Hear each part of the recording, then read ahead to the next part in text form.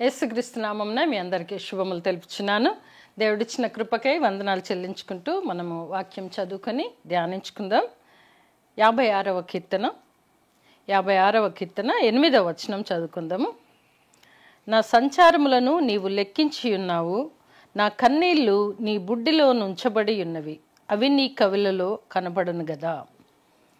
ఇక్కడ మనం చూస్తే నా సంచారములను నీవు లెక్కించి ఉన్నావు, నా సంచారములను దావీదు రాస్తూ చెప్తున్నటువంటి మాట.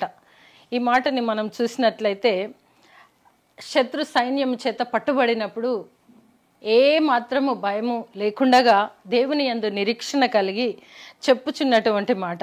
నా సంచారములను నీవు లెక్కించి ఉన్నావు. సంచారములు తను చేసినటువంటి తిరిగినటువంటి స్థలములు, మాటలు, పనులు, క్రియలు అన్నీ కూడా నా సంచారములనన్నింటినీ నీవు లెక్కించి ఉన్నావు.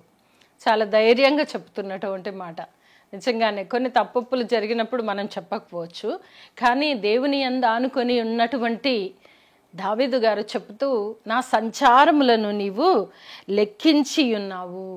లెక్కకు మించినవే ఉండొచ్చు ఆయన సంచారములు, అయినను మనకు లెక్కకు మించినవి కావచ్చు, కానీ దేవుడు ప్రతిదీ కూడా లెక్కించి ఉన్నాడని ఆయన విశ్వసిస్తూ నమ్ముతూ చెప్పుచున్న మాట ఏంటంటే, నేను తిరిగిన ప్రతి స్థలమందు నీవు నన్ను చూసావు, నేను మాట్లాడిన ప్రతి మాటను విన్నావు, నేను చేసిన ప్రతిదీ కూడా నువ్వు చూసి ఉన్నావు దేవా. నా కన్నీళ్ళు నీ బుడ్డిలో నుంచబడి ఉన్నవి, నా సంచారములన్నీ లెక్కించి ఉన్నావు, నా కన్నీళ్ళు నీ బుడ్డిలో నుంచబడి ఉన్నవి.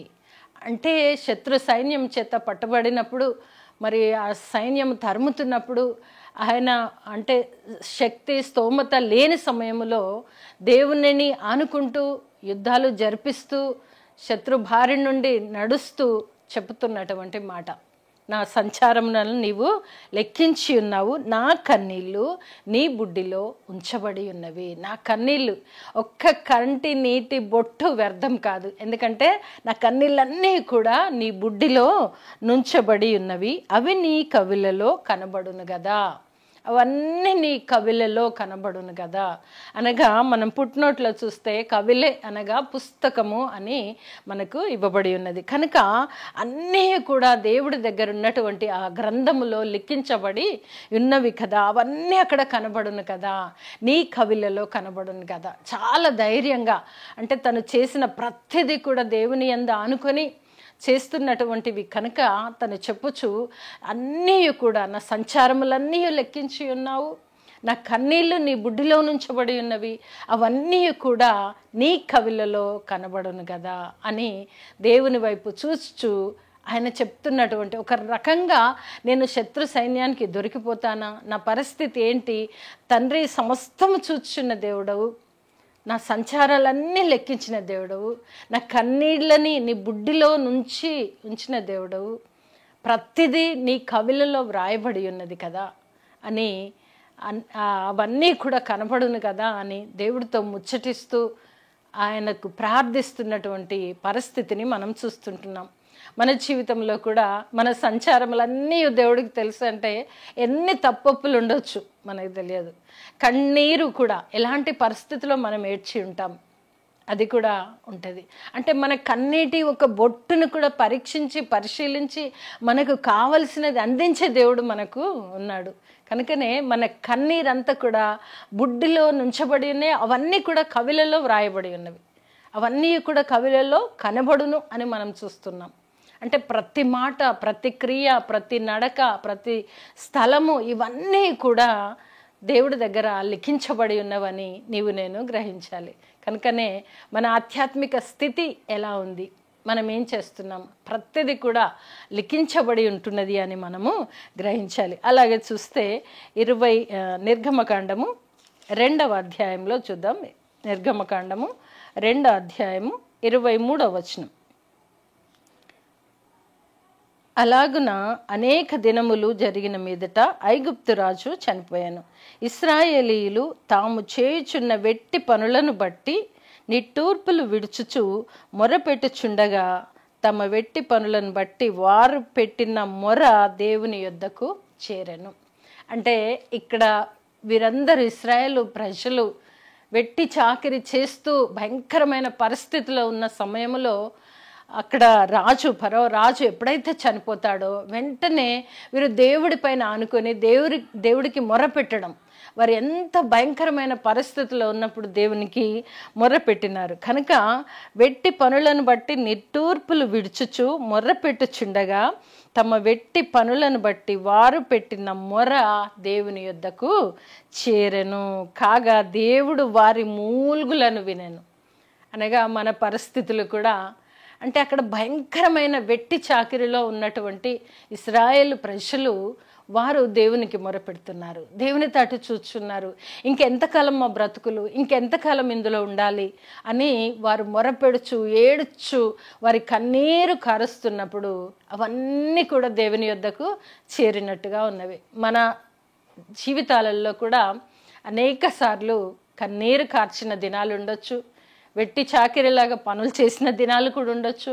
ప్రతిదీ కూడా దేవుడి దగ్గర బిడ్డలు మొర్ర పెట్టుకున్నట్లుగా మనము చూస్తుంటున్నాం. కాగా దేవుని యొద్దకు చేరేను.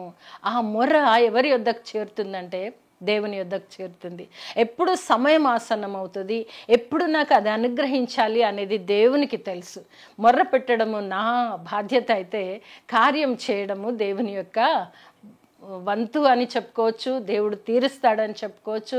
మనకు అవసరమైన వేళల్లో తీర్చే దేవుడు మనకున్నాడు కనుక ఇశ్రాయేలు ప్రజలు వెట్టి చాకిరి భయంకరమైన పరిస్థితులను చూచి మరి ఎప్పుడైతే ఆ బిడ్డల యొక్క మొర దేవుని యొద్దకు చేరినప్పుడు మనం చూస్తే 3వ అధ్యాయము 7వ వచనంలో కూడా మనం చదువుకోవచ్చండి.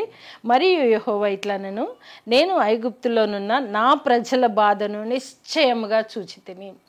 దేవుడి యొద్దకు చేరిన మొర, ఆ బిడ్డల యొక్క కన్నీరు, ఆ బిడ్డల యొక్క కష్టము, ఆ బిడ్డల యొక్క వేదన, ఆ బిడ్డల యొక్క మొర దేవుడు విన్నాడు. నిశ్చయముగా నేను చూచితిని. మన దేవుడు చూచే దేవుడు, మన దేవుడు తీర్చే దేవుడు, మన ఆకలి దప్పికలను తీరుస్తూ మనకు ఏది కావాలో ఎప్పుడు చేయాలో సమస్తము ఎరిగినటువంటి దేవుడు కనుక మనం ఇక్కడ చూసినట్లయితే నిశ్చయముగా ప్రజల యొక్క బాధను నేను చూచితిని. పనులలో తమ్మును పెట్టు వారిని బట్టి వారు పెట్టిన మొరను వింటిని, వారి దుఃఖములు నాకు తెలిసే ఉన్నవి.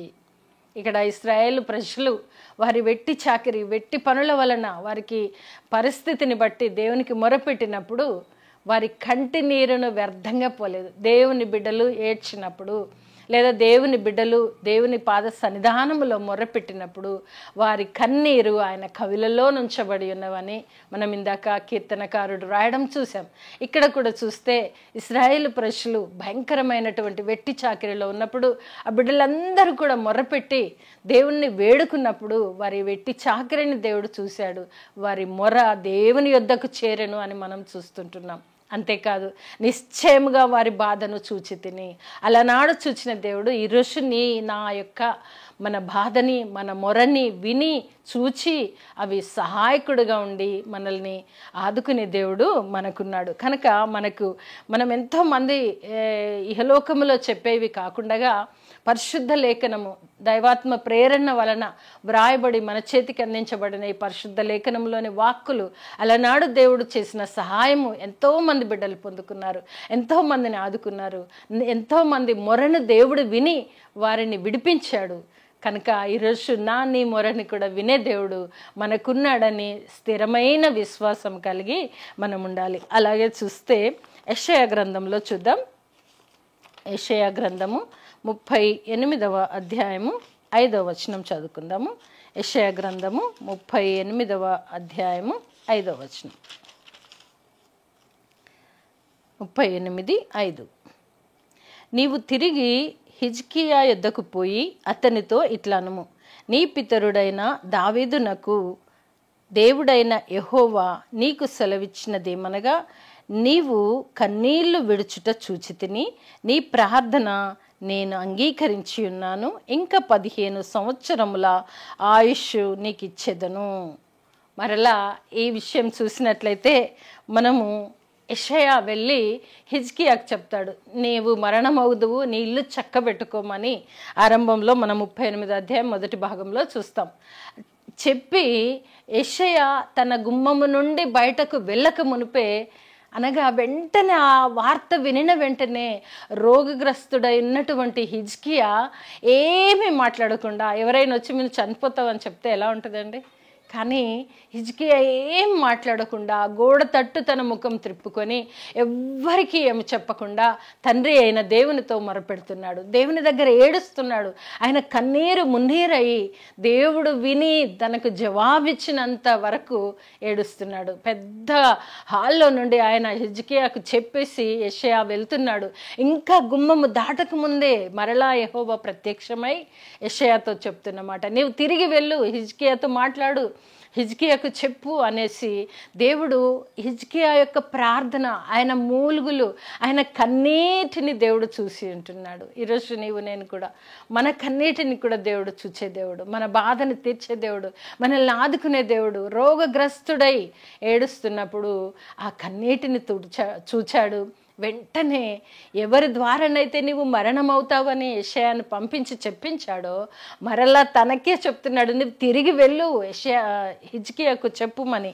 ఏమని చెప్తున్నాడంటే, నీవు తిరిగి హిజ్కియా యుద్ధకు పోయి అతనితో ఇట్లనుము, నీ పితరుడైన దావీదునకు దేవుడైన యెహోవా నీకు సెలవిచ్చినదేమనగా, పితరుడైన దావీదు దేవుడైన యెహోవా సెలవిచ్చినదేమనగా, నీవు కన్నీళ్లు విడుచుట చూచి తిని. దావీదు కూడా కన్నీళ్లు విడిచాడు, ఇశ్రాయేలు ప్రజలు కన్నీళ్లు విడిచారు, వాడు విడుదల నొందారు వారందరూ. ఈరోజు హిజ్కియాను కూడా మనం చూస్తుంటున్నాం. ఈ సమయంలో హిజ్కియా కూడా కన్నీరు విడిచాడు. కన్నీరంతా కూడా తన ఆత్మతో సత్యముతో దేవుణ్ణి ఆరాధిస్తూ కన్నీరు విడిచి ప్రార్థించిన వెంటనే నీవు కన్నీళ్లు విడుచుట చూచి తిని, నీ ప్రార్థన నేను అంగీకరించి ఉన్నాను, ఇంకా 15 సంవత్సరముల ఆయుష్ నీకు ఇచ్చేదను. చూడండి, ఆ క్షణంలో చనిపోతాడు, నీవు మరణం అవుతావు, నీ ఇల్లు చక్కబెట్టుకో అని చెప్పినటువంటి యెషయా గుమ్మం దాటి బయటకు వెళ్ళలేదు. వెంటనే తిరిగి వచ్చేసి, నీవు ఇప్పుడు కాదు చనిపోయేది, దేవుడు నీకు 15 సంవత్సరముల ఆయుష్నిచ్చాడు. ఎందుకంటే నీ కన్నీటిని దేవుడు చూచాడు, నీ యొక్క ప్రార్థనను దేవుడు విన్నాడు, నీ యొక్క మొరను ఆలకించాడు.